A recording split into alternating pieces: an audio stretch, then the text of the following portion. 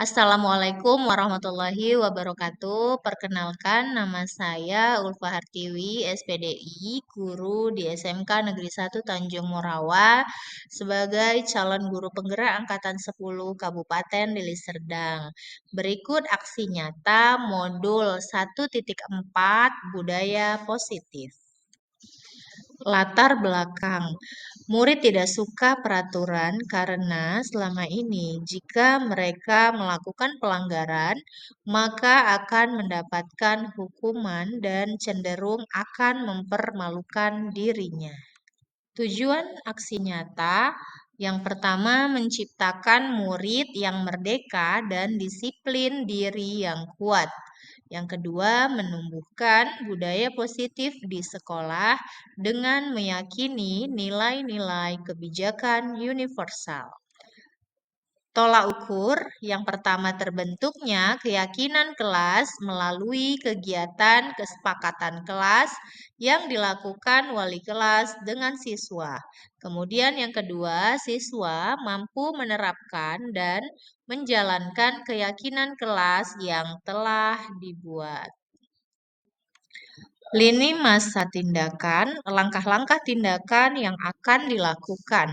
Pertama, menghadap kepala sekolah untuk menjelaskan pentingnya penanaman budaya positif dan keyakinan kelas di sekolah, serta meminta izin untuk mendiseminasikan bersama rekan guru.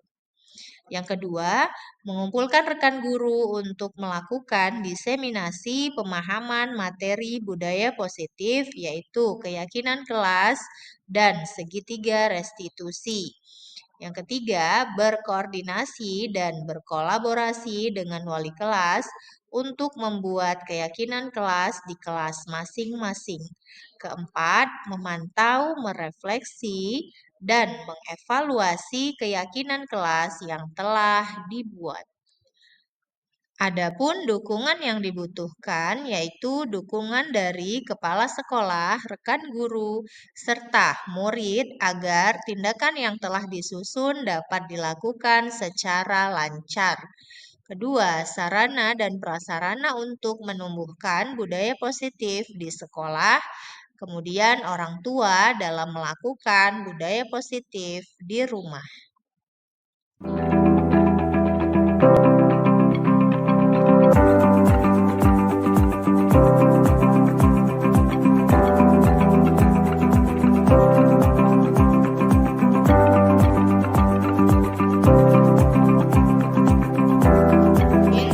Tadi Ibu dengar dari ketua kelasmu, kamu bertengkar dengan Nazwa. Apa benar? Benar, Bu. Kenapa? Nah, apa penyebabnya? Apa yang terjadi? Najwa menyontek tugas saya, melainkan bukan hanya tugas, sekaligus PR. Berarti tidak hanya tugas, dia mencontek ya. Jadi Iya. Din marah. Iya. Apa yang dilakukan? Menggebrak meja, lalu memarah-marahinya, memaki-makinya gitu. Ya, Ibu sepakat kalau Din itu marah itu adalah suatu perbuatan manusiawi. Akan tetapi tindakan yang dilakukan itu melanggar dengan keyakinan kelas yang telah kita lakukan, yang telah kita tentukan. Keyakinan kelas yang mana yang dilanggar? Menghargai teman. Menghargai teman, tidak menghormati teman kan? Kita tidak boleh berkata-kata kasar, kemudian memaki-maki, apalagi menggebrak meja. Tapi Ibu bersyukur Din tidak sampai memukul ya, jangan sampai memukul ya. Nah, itu suatu tindakan yang tidak baik. Oke, apa yang akan Din lakukan untuk memperbaiki diri Din karena Din itu marah sama teman? Harus lebih menahan emosi. Iya, benar sekali, Ibu sepakat. Din harus menahan emosi, tidak boleh gegabah. Apapun yang dilakukan harus baik-baik ditanya sama temannya ya. Jangan buru-buru mengambil keputusan secara sepihak seperti itu. Ya, itu tidak baik. Kamu harus bisa mengontrol emosi kamu ya. Oke, bisa ya Din? Untuk selanjutnya jangan seperti itu. Tetap semangat dan Ibu yakin kamu bisa. Oke, sekarang silakan kembali ke kelas. Assalamualaikum warahmatullahi wabarakatuh. Nama saya Dinda Ulwa, saya dari kelas 10 TKI 1. Saya senang sekali diajak berdiskusi dengan Ibu Ulfa selaku guru agama Islam kami untuk dapat mengendalikan diri dari amarah karena perilaku teman kelas saya. Saya harus banyak bersabar dan dapat menghormati teman-teman. Terima kasih. Wassalamualaikum warahmatullahi wabarakatuh.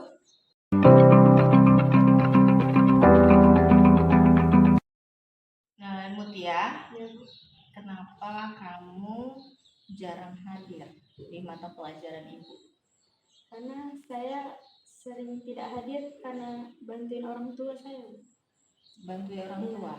Menurut Nazira, tindakan yang Nazira lakukan tidak masuk sekolah itu melanggar kesepakatan kelas kita tidak? Melanggar, Bu. Melanggar kan? Apa yang dilanggar? Disiplin.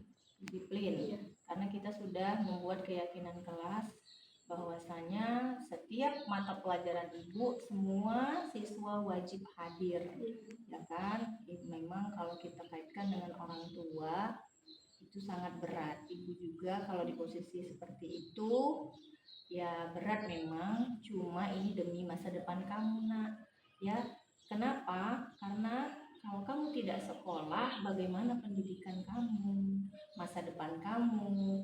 Mungkin kalau membantu orang tua bisa disuruh orang lain untuk membantu dipekerjakan harian seperti itu, ya. Jadi apa yang mau kamu rubah setelah Ibu panggil kamu kemari, Nak?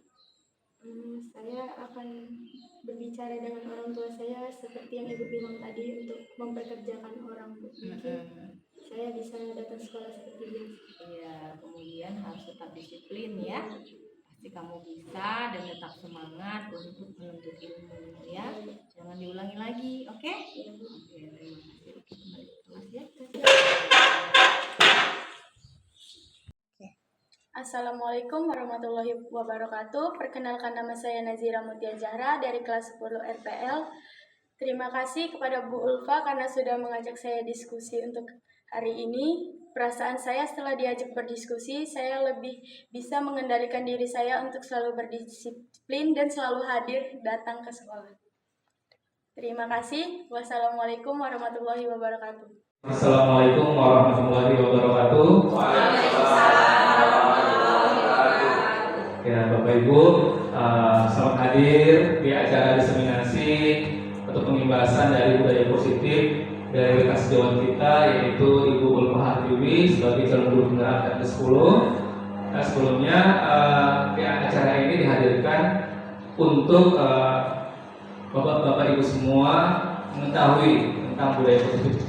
Ulfa bertujuan untuk menyebarkan informasi yang terkait dengan budaya positif, Bapak Ibu ya. Jadi sebelum Ulfa memaparkan gitu tentang presentasi PowerPoint-nya, mari kita buka acara dulu Bapak Ibu ya. Untuk agar berkat dari Allah Subhanahu wa taala, Tuhan Yang Maha Esa, mari kita buka acara pembahasan atau diseminasi budaya positif ini dengan mengucapkan nafas basmalah. Baiklah Bapak Ibu, berhubung Ibu Kepala Sekolah sedang ada kegiatan, maka langsung saja kegiatan diseminasi kita mulai saja. Pada Bu Ulfa, waktu dan tempat saya persilakan.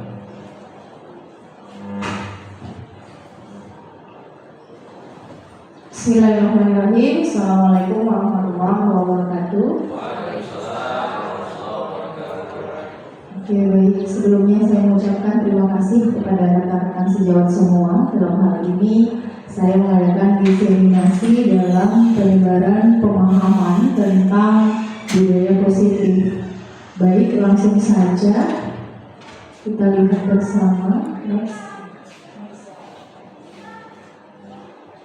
Oke, Bapak Ibu, budaya positif itu konsep intinya seperti ini, ada 8 ya Bapak Ibu. Yang mana yang pertama adalah perubahan paradigma belajar, disiplin positif, kemudian nilai-nilai kebajikan, kebutuhan dasar manusia, motivasi perilaku manusia, posisi kontrol guru, keyakinan kelas, dan segitiga restitusi. Oke, next.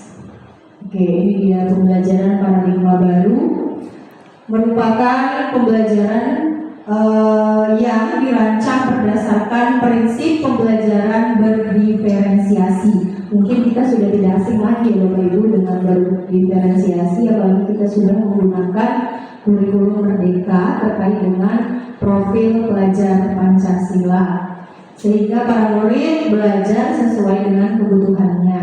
Oke, next.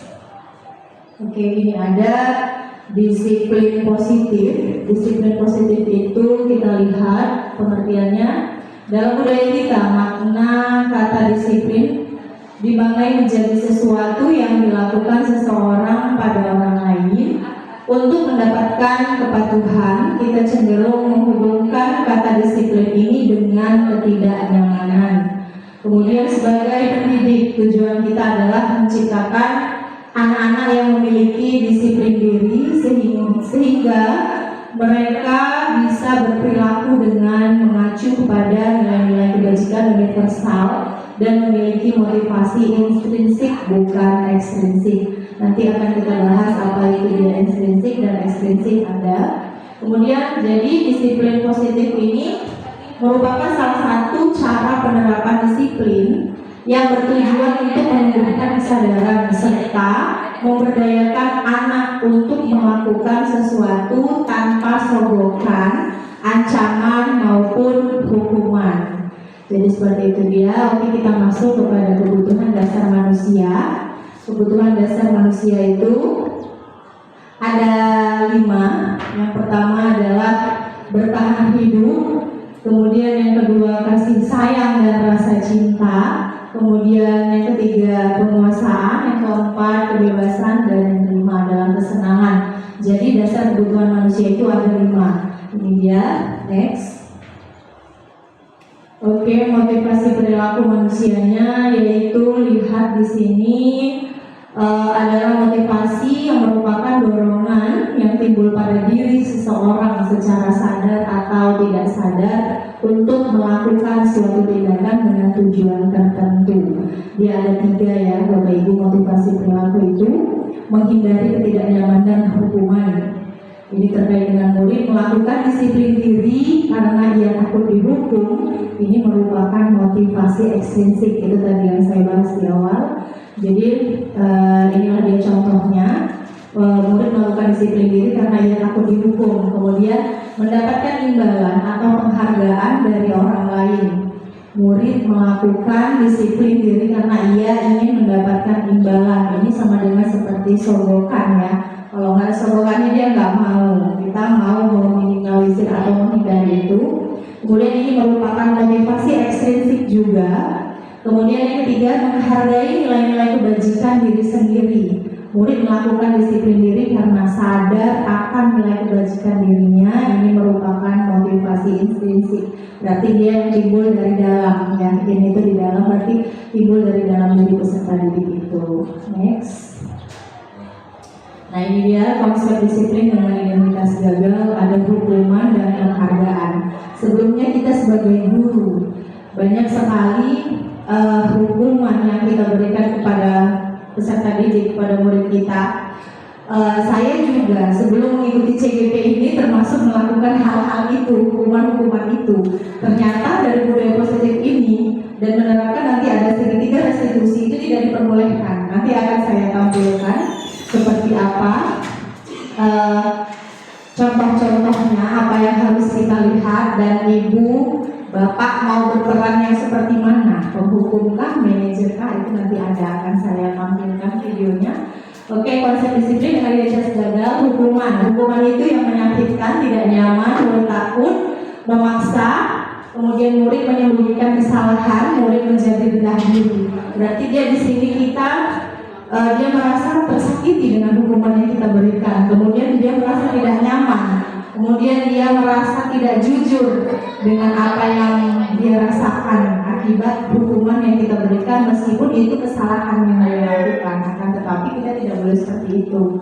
Oke, kemudian penghargaan, adapun penghargaan tidak efektif, merusak hubungan atau sifat iri, mematikan kreativitas, menghukum dengan sistem ranking, merampas hak menghargai dirinya. Berarti penghargaan juga tidak boleh kita lakukan dengan menimbang merusak hubungan atau sifat iri yang timbul dari dalam peserta didik. Nah, jadi kita sebagai gurunya harus seperti apa gitu ya. Nanti akan kita lihat next. Nah, konsep dengan identitas sukses. Nah, ini lagi Bapak Ibu, konsekuensi. Ada dua ya, konsekuensi dan restitusi. Konsekuensi penguatan jangka pendek, kemudian perlu monitoring berkelanjutan, kemudian stimulus respon, kemudian menghormati peraturan, kemudian kehilangan waktu untuk merenungi kesalahan. Kemudian restitusi, murid bertanggung jawab untuk perilakunya, fokus pada pemecahan masalah jangka panjang, murid menghormati dirinya dan orang lain. Kemudian teori kontrol, dirinya memegang kontrol. Kemudian murid bersemangat memperbaiki kesalahan. Jadi ada konsekuensi yang harus mereka dapatkan untuk memperbaiki dirinya. Itu adalah konsep dengan identitas sukses. Next. Nah, ini konsep disiplin pendekatan restitusi. Sebuah cara menanamkan disiplin positif pada murid. Sebelumnya segitiga restitusi itu adalah proses menciptakan kondisi bagi murid untuk memperbaiki kesalahan mereka sehingga mereka bisa kembali pada kelompok mereka dengan karakter yang lebih kuat. Adapun ciri-cirinya, yang pertama bukan menebus kesalahan, namun lebih belajar dari kesalahan yang dilakukan. Kemudian memperbaiki hubungan. Kemudian tawaran bukan paksaan. Karena kita seringkali kamu harus begini, misalnya dia terlambat ke sekolah, kamu harus keliling lapangan 5 kali. Tidak ada tawaran yang kita lakukan, tapi itu harus dia lakukan. Nah, di sini kita tidak boleh seperti itu, Bapak Ibu, ternyata.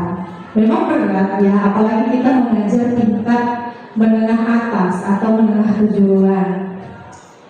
Kemudian menuntun untuk melihat ke dalam diri, kemudian mencari kebutuhan dasar yang mendasari tindakan, kemudian fokus pada karakter bukan tindakan, kemudian yang terakhir menguatkan dan fokus pada solusi. Jadi ini dia konsep disiplin pendekatan restitusi. Next, ada contoh penerapan 5 posisi kontrol tadi. Kasusnya, ini contoh saya berikan ya Bapak Ibu kasusnya. Siswa tidak memakai atribut lengkap ketika upacara bendera. Nah, di sini ada 4 posisi kontrol. Penghukum, patuhi aturan sekolah, lalu berdiri di depan barisan. Kalau pembuat rasa bersalah, berapa kali ibu guru harus memberitahu kamu, ibu guru kecewa sama kamu. Di situ kita membuat dia merasa bersalah, tapi kita tidak menjatuhkan, tapi kita merasa kita buat dia merasa, oh iya aku seperti ini ya, gitu ya. Kemudian teman ayolah yang tertib buat bu guru bangga, kali ini tidak apa-apa kamu salah. Kemudian pemantau, kamu sudah melanggar apa peraturan dan konsekuensinya. Ada satu lagi nih, manajer sepertinya. Oke, nanti kita lihat di video lengkapnya saja. Bapak Ibu, kita putar ya sebentar.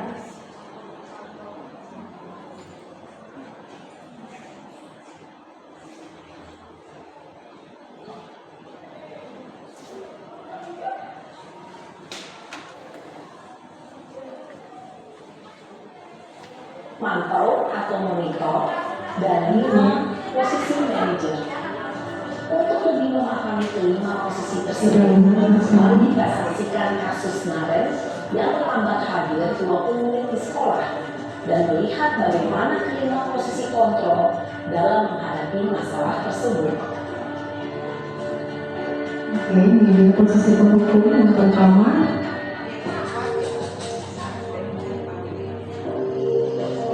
Kita lihat nanti Bapak Ibu kita berada di posisi yang mana.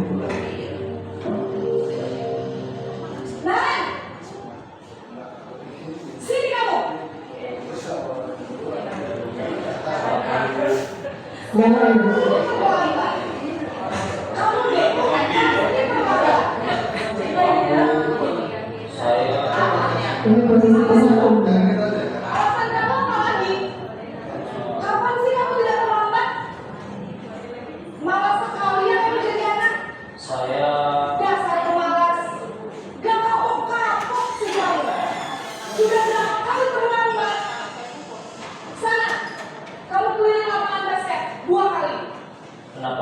saya harus ke lapangan basket, Bu. Kenapa? Kamu malah ibu. Berani-beraninya jawab. Sudah terlambat, masih berani jawab enggak?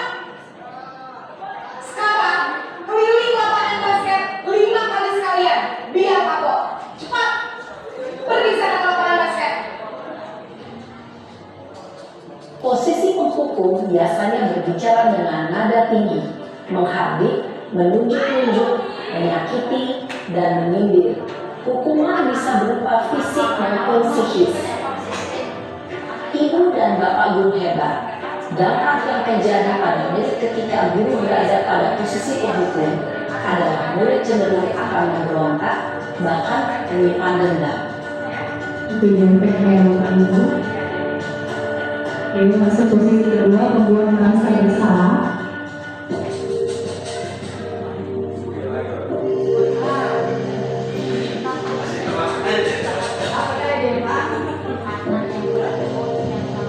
Naren!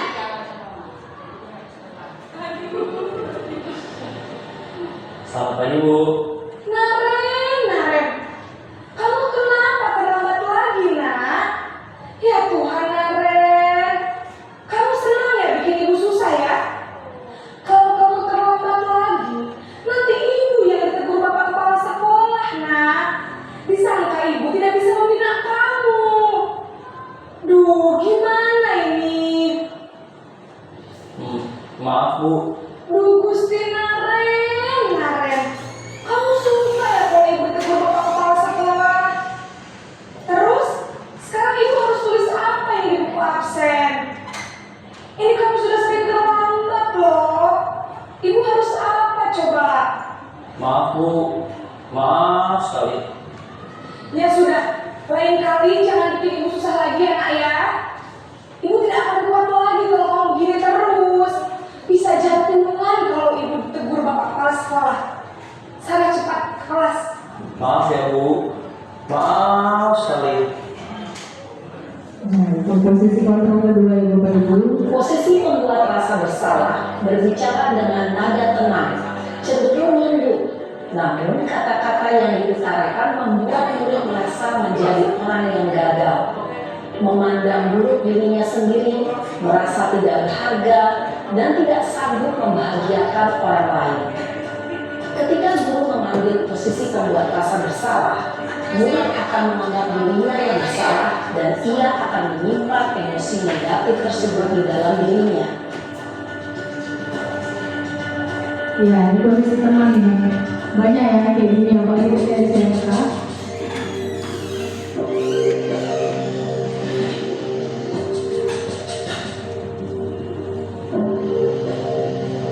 Naren!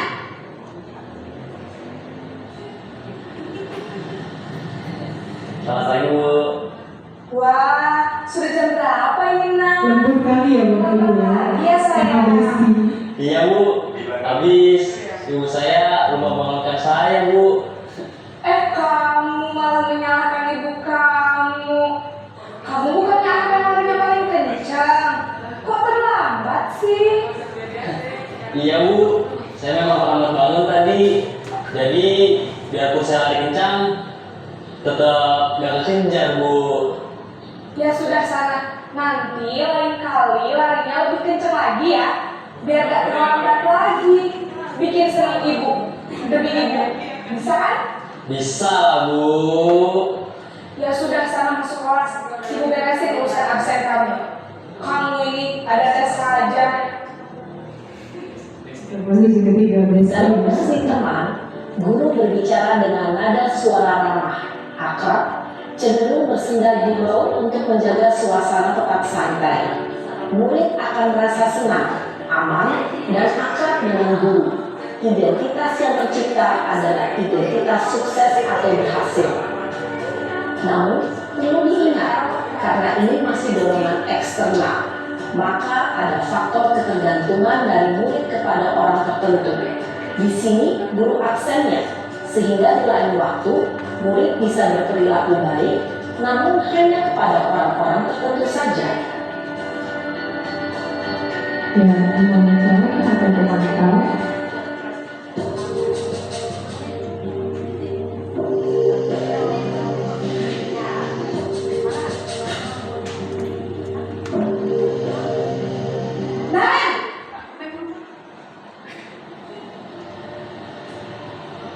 Selamat pagi, Bu.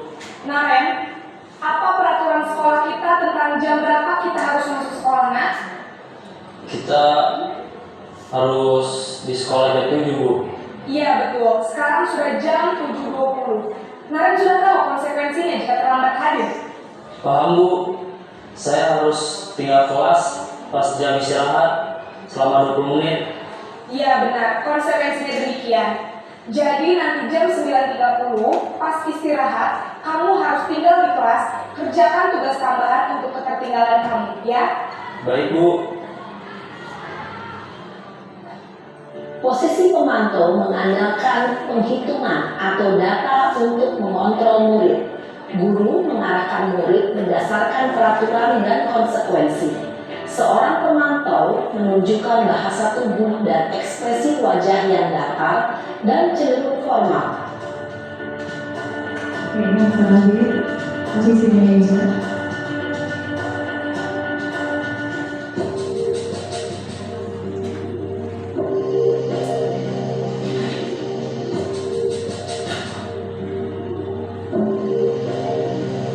Naren!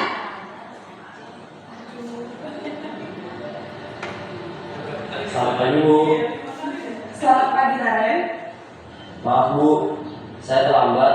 Iya, sekolah masuknya jam 7, sekarang sudah jam 7.20. Jadi sekarang bagaimana ini, Naren?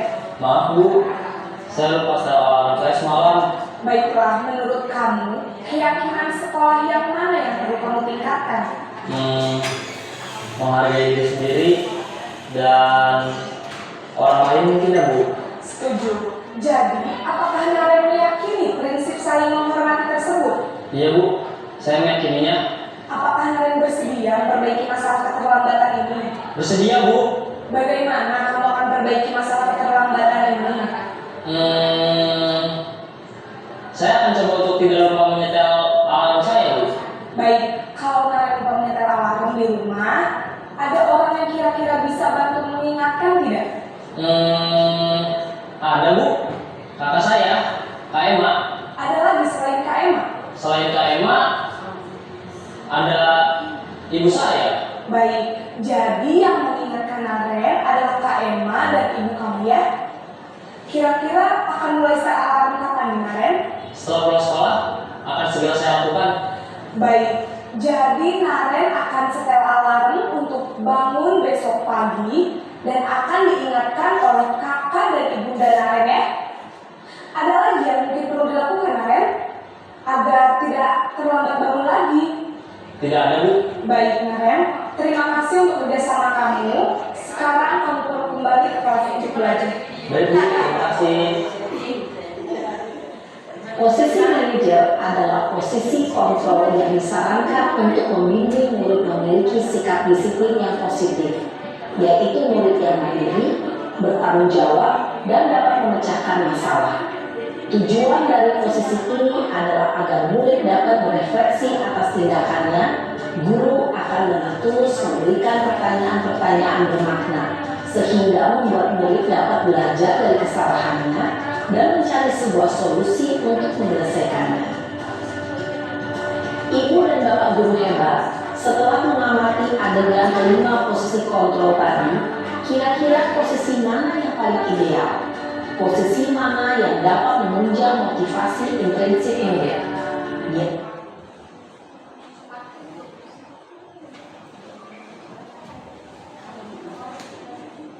Oke, Bapak Ibu, tadi sudah kita lihat ya 5 posisi kontrol yang akan kita pilih sendiri ya untuk kita sebagai seorang guru di posisi yang mana. Kira-kira saya bertanya dulu sama Bapak Ibu guru, di posisi 1 sampai posisi 5 mana kira-kira yang lebih cocok kita bawakan? Itu tergantung pribadi masing-masing sebenarnya ya, dan situasi ya. Situasi dan kondisi. Coba saya pengen tahu dulu, Bu Novi kira-kira posisi yang mana, Bu Novi? Terima kasih Bu Luna. Kalau kami di BK sering juga sibuk itu sebagai penghukum, karena mau nggak dihukum. Itu aja gitu perubahannya. Cuman ada juga saatnya kita buat jadi manajer atau kita jadi penasehat juga gitu. Nggak semuanya harus menghukum. Memang lebih baiknya kita menjadi manajer, tapi kita bisa juga menjadi teman bagi mereka gitu sih Bu. Baik, terima kasih Bu Novia. Memang kita akan lihat di situasi dan kondisinya. Apalagi kita yang kita ajarkan sudah mulai beranjak dewasa ya kan, anak-anak SMK semua. Kita lembutin nanti dilece-lece sama dia. Jadi kita memang harus sikap tegas. Kita harus bisa memilahnya mana yang kira-kira cocok sesuai dengan permasalahan yang dihadapi si anak. Jadi seperti itu. Oke, jadi inilah pemaparan saya tentang budaya positif di sekolah. Mudah-mudahan Bapak Ibu guru bisa sama-sama kita terapkan untuk di sekolah kita bersama, agar kita bisa menjadi pendidik yang disayangi ya sama murid-muridnya, biar muridnya tidak ada sifat dendam kepada kita, karena anak-anak ini sudah mulai dewasa yang kita ajarkan juga kita nggak bisa fokus kamu harus gini, kita nggak bisa seperti itu. Jadi kita harus tarik ulur lah kalau bahasa kita sehari-hari. Mungkin itu saja dari saya kembalikan ke moderator. Terima kasih. Assalamualaikum warahmatullahi wabarakatuh. Baiklah Bapak Ibu, para hadirin yang luar biasa ya. Tadi sudah dipaparkan nih tentang budaya positif gitu. Ada 5 posisi kontrol belum, menarik sekali ya kan? Menarik sekali. Padahal kalau kita lihat yang jadi manajer itu ideal gitu, idealnya gitu ya. Mantepnya idealnya itu ada yang jadi manajer dan itu diharapkan yang masih lupa ya. Tapi kondisional kan itu ya. Tapi mudah-mudahan di luar yang manajer itu bisa diminimalis gitu ya. Gitu. Jadi lebih banyak dia menjadi seorang manajer. Oke, biar lebih mudah lagi kita hari ini diskusinya, lebih baiknya kita kasih nih yang mau bertanya sesi tanya jawab tentang implementasi deposit tadi ya, budaya positif dari yang pernah lupa. Dari audiens, Bapak Ibu, para hadirin ini ada yang bertanya boleh silakan ditanya. Mungkin punya kasusnya kayak gini, kira-kira aku jadi apa gitu. Boleh, silakan ditanya. Mungkin harus guru agama biasanya kan, mungkin pembuat rasa bersalah ya kan, berdosa kamu gitu ya kan, guru agama gitu ya. Atau mungkin punya cara yang lain gitu. Ada yang ditanya gitu, Pak Maraku, buku suara guru agama. Atau Pak Rizal sebagai guru olahraga gitu, sukanya menghukum di lapangan, bertanya gitu. Silakan bertanya. Ada yang bertanya? Kira-kira? Tahu? Guru agama kita ya,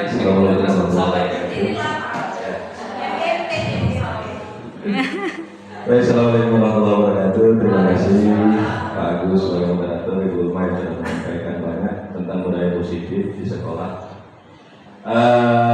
Memang menghadapi anak-anak kita ini, apalagi tingkat SMA SMK luar biasa ya. Jadi yang dipaparkan oleh Ibu Ulfa tadi sangat luar biasa. Dari sekian kriteria itu bisa kita gunakan tergantung kondisionalnya, kondisi anak-anak yang ada di sekolah. Kalau saya pribadi nanti saya mau nanya juga, tapi pengalaman yang hari ini yang saya alami dengan anak-anak, yang sering saya terapkan itu adalah membuat anak-anak memang satu efek jerah. Jerahnya itu memang mereka punya beban. Kalau di ilmu agama ini beban yang saya berikan itu memang hafalan. Jadi kalau dia nggak bisa menghafal, saya tambah lagi hafalannya gitu. Itu salah satu contoh supaya mereka punya beban positif, kemudian untuk menambah pengetahuan dan menambah hafalannya. Yang kedua, memang efek yang kedua itu saya berikan selalu rasa bersalah. Seperti tadi di kriteria saya lupa itu, yang rasa bersalah itu nah, orang tuamu membiayai sekolah, bahkan diantar lagi kamu datang ke sekolah, sampai kemari sudahlah terlambat, malas lagi belajar, mau berapa lah Pak kasih nilai, begitulah kira-kira. Nah itu memang juga saya lakukan. Nah di sini memang tantangannya luar biasa, tapi asik lah kita guru-guru ya. asik luar biasa. Nah, anak kita ini pernah saya tanya, Nana, di antara guru-guru perempuan yang paling luar biasa dan yang paling cantik itu menurut kalian siapa? Nah itu pernah saya tanya. Kemudian di pihak laki-laki siapa gitu kan.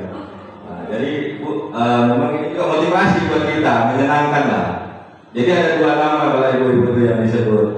Memang satu, Pak, kalau dia laki-laki ya itu Bu Ulfa prioritas. Tapi kalau di kita di laki-laki, kalau kita masuk perempuan, nah itu salah satu nama Pak Agus masuk. Jadi kita memancing-mancing juga lah kolaborasi. Itu menambah asiknya kita bersama anak-anak kita di sekolah. Itulah tadi yang termasuk, dan mungkin salah satunya kriteria teman ya, yang membuat keakraban suasana. Apa ya mau saya tanya tadi ya? Baik, nggak usah bertanya, itu saja katanya sebagai apa juga yang saya sampaikan. Mudah-mudahan kita sebagai guru-guru ini dapat melaksanakan budaya positif, memaksimalkan budaya positif sesuai juga dengan pengetahuan yang tadi disampaikan oleh Ibu Ulfa, dan itu menjadi pengetahuan buat kita. Tinggal bagaimana realisasi kita untuk mendidik anak-anak kita semua. Itu saja. Moderator Pak Agus, terima kasih. Bu Ulfa, terima kasih. Assalamualaikum warahmatullahi wabarakatuh. Close ya, itu undangan untuk Pak Abdul ya, sekali ya, jadi kasih motivasi juga gitu ya. Terima kasih ya. Ternyata ada observasi itu ya di luar. Iya. Jadi mungkin ada beberapa ibu yang lain yang bertanya sebelum ditutup oleh atau berhubung atau berlupa. Tapi posisi benar-benar ya sebagai moderator. Ternyata kita sudah pernah melakukan yang kelima-limanya gitu. Yang penting kalau saya dari sini, saya menghilangkan, meminimalisir atau berupaya motivasi yang eksternal. Yang mudah-mudahan secara pribadi pembahasan ini, gitu ya, pembahasan ini bisa meminimalisir saya melakukan pemberian motivasi eksternal gitu. Mudah-mudahan siswa saya itu motivasinya internal. Karena saya tidak buat apa katanya. Suka sama Agus takutnya gitu ya kan, takutnya senangnya itu masih eksternal gitu ya kan, bukan internal gitu. Oke lah, mudah-mudahan jadi kawan gitu, nanti mengujamu ada jadi kawan. Oke saja, mungkin ada yang tidak ada, apa tidak ada, Bu Ulfa, apa sudah selesai? Baiklah Bapak Ibu, tidak ada lagi yang dibahas, tidak ada yang bertanya, Bu Ulfa juga sudah selesai. Untuk diseminasi ini, soal nanti PPT-nya atau yang lainnya, informasi lainnya akan dibagikan oleh Bu Ulfa ya di luar pertemuan hari ini. Mungkin kita cukupkan saja untuk diseminasi hari ini, bahan dan paparannya akan disampaikan berikutnya. Lagi dengan wassalamualaikum warahmatullahi ya Bu. Oh pesan ya? Iya boleh ya. Boleh. Dari siapa nih? Kesan. Bu Nopi. Sebagai guru BK juga ya, besok guru BK banyak nih.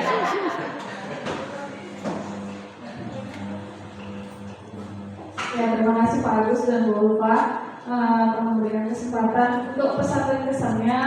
Kegiatan ini sangat menarik gitu ya, karena banyak juga teman-teman kita yang belum pernah ikut CGP, jadi mereka bisa tahu tentang budaya positif itu seperti apa. Mungkin kalau kita udah tahu, tetap juga bisa juga melakukannya gitu, nggak mesti yang belum tahu, yang udah tahu tuh masih bisa melanggar gitu ya Pak. Jadi ada baiknya harus terus diingatkan.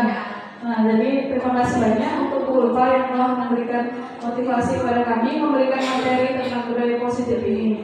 Semoga kita semua sebagai guru bisa sama-sama mengaplikasikannya di sekolah ini, terutama kami lah yang guru BK yang nggak masuk kelas, yang sering siswa terlambat seperti di video tadi. Itu aja Pak yang bisa saya sampaikan. Terima kasih. Assalamualaikum warahmatullahi wabarakatuh.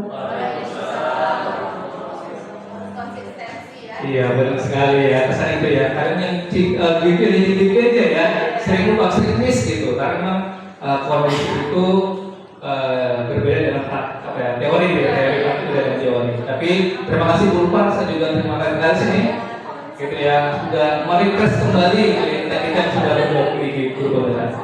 Oke, ada tambahan lagi Bapak Ibu? Jika tidak ada, kita akhiri saja. Lebih kurang kami yang bertugas mohon maaf. Akhirul kalam. Wassalamualaikum warahmatullahi wabarakatuh. Terima kasih.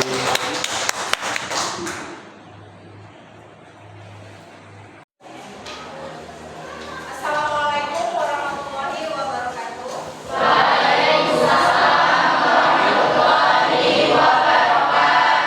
Bagaimana kabarnya anak ibu? Baik, alhamdulillah sehat. Oke, sebelum kita mulai pembelajaran hari ini, silakan dipimpin dulu doanya. Siapa yang biasa pimpin? Silakan.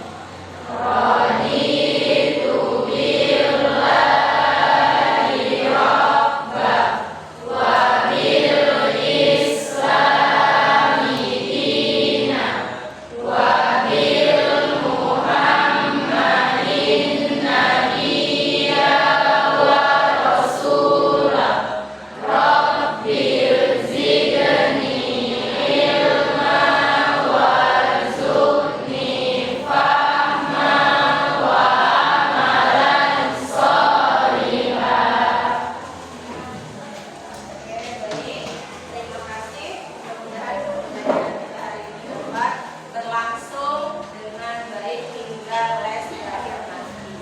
Oke, sebelum kita memulai pembelajaran, Ibu mau membuat peraturan kelas yang nantinya akan kita sepakati bersama, yaitu keyakinan kelas. Sebelumnya, anak-anak Ibu tahu nggak itu apa keyakinan kelas? Sudah pernah dengar? Oke, sudah pernah. Berarti selain ibu ada guru-guru yang lain sudah menerapkannya ya nak ya dalam kelas kamu. Oke, keyakinan kelas itu berupa peraturan yang awal kita lakukan dengan menggunakan kata-kata negatif ya. Kemudian kita buat menjadi kata-kata positif. Contohnya bagaimana? Bagaimana contohnya? Misal, Bu, nggak boleh berbicara atau berkombur sama teman yang lain. Itu kata-kata negatifnya kan dengan bahasa keseharian kita. Tapi kalau kita ambil ke kata positifnya itu lebih apa? Menghargai, menghormati orang lain ketika berbicara, ya kan? Itu dia salah satunya. Kemudian apa? Menjaga kebersihan kelas. Kemudian apa lagi peraturan yang kita buat? Jangan main handphone, nah dan lain sebagainya. Jadi ibu mau anak-anak ibu hari ini kita sepakati dulu keyakinan kelas apa yang mau kita buat hari ini, yang dimulai dari peraturan. Bisa? Oke, saya ini akan ibu bagi sticky note masing-masing satu kepada kamu agar kamu tulis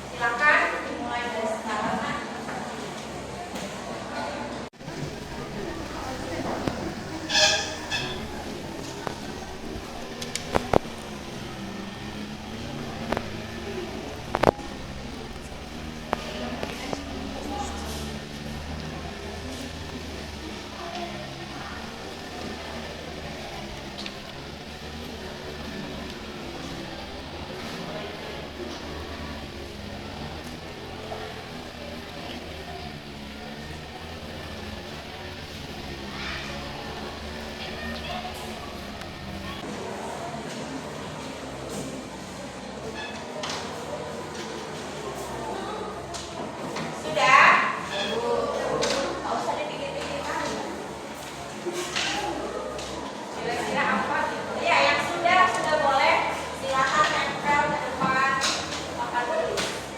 Bergantian. Silakan. Bebas.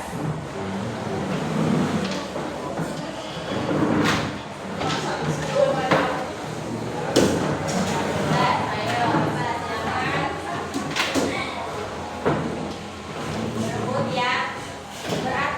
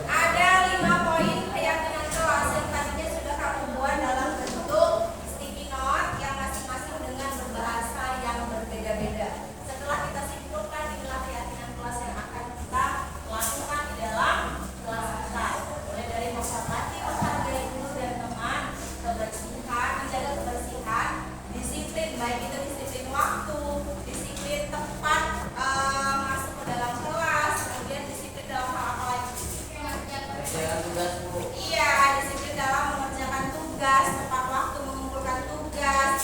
Oh, ada satu lagi yang belum. Apa kira-kira? Tidak ada yang membuat ini. Nyontek.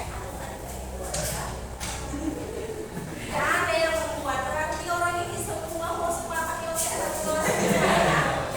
Hah? Solidaritasnya tinggi, Bu. Gitu ya. Oke, nah tidak boleh lah. Dalam hal apapun memang kita harus menunjukkan solidaritas ini.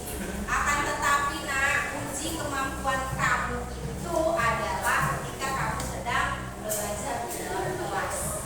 Kalau ada yang tidak sesuai, kita belajar lagi, diskusi lagi, berkolaborasi kembali. Ya kan? Berarti apa yang kita tambahkan? Apa? Apa? Tiduran. Oh, kejujuran, ya benar. Kejujuran. Baik itu tidak menyontek ketika mengerjakan tugas, kemudian ketika apa lagi?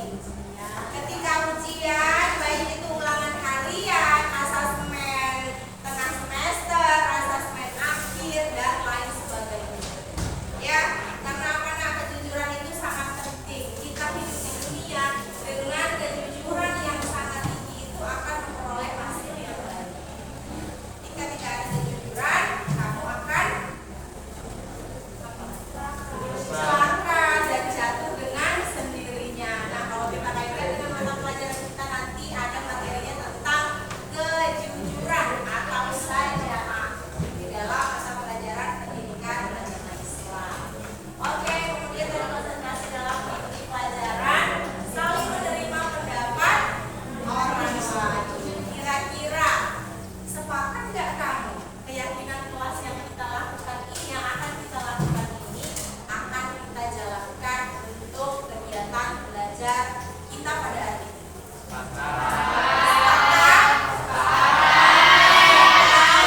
Sepakat, kita akan menandatangani kesepakatan yang telah kamu lakukan.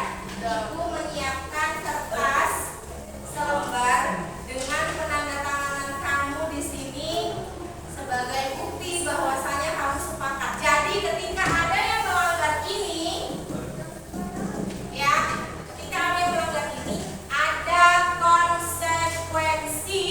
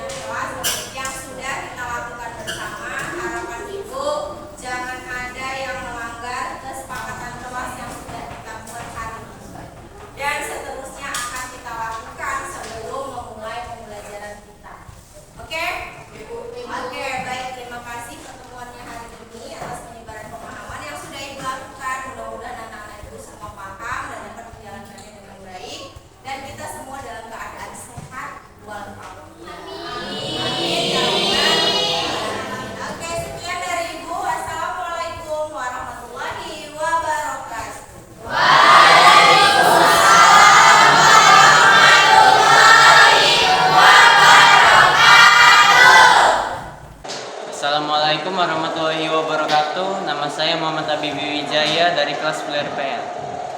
Pas Bu Ulfa membagikan keyakinan kelas, saya baru tahu kalau di kelas itu harus ada yang diyakini biar kelas itu tertib.